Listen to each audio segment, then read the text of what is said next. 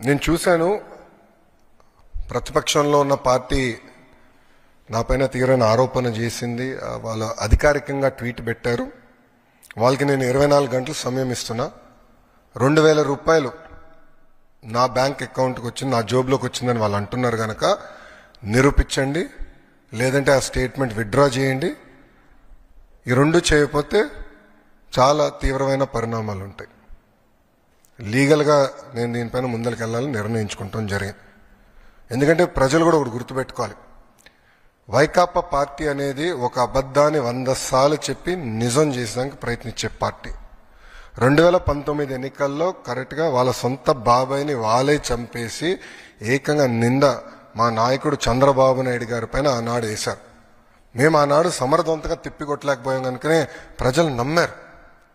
కానీ ఇప్పుడు చూడండి, చెల్లెలు చెప్తున్నారు ఏం జరిగిందో. సో అలా అబద్ధాలు చెప్పి ప్రజలు నమ్మించడానికి ప్రయత్నిస్తున్నారు. ఈ 2000 రూపాయలు నేను ఆ ట్వీట్ని నేను చదివాను. ఆ 2000 రూపాయలు నా జోబుకి వచ్చిందన్నారు. వాళ్ళు నిరూపించాలి, లేదంటే ఆ స్టేట్మెంట్ వెనక్కి తీసుకోవాలి, లేదంటే to the fullest extent of the law I will take action against them.